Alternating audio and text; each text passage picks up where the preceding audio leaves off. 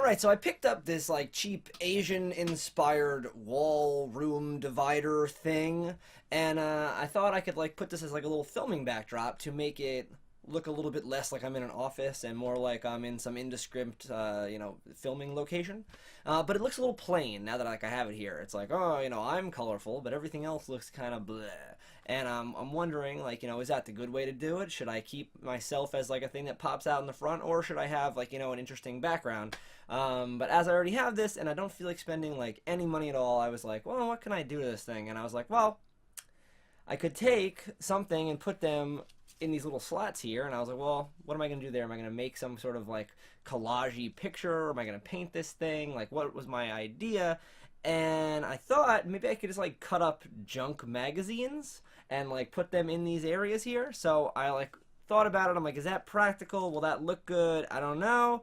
And it will take like 700 pieces of paper, all cut to about this size. So I don't know. It would end up something along the lines of this. And I don't know. Like, of course, I wouldn't just stick them in there. I would like glue them or tape them or some bullshit to make it permanently adhered. I do think it would look crazy colorful. I just don't know. Is that something people think would look good? Is it worth the effort? It is free, but it's certainly time consuming to cut out all those pieces at that exact measurement.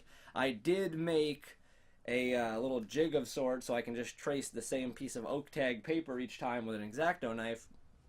What do you think? Will that look good?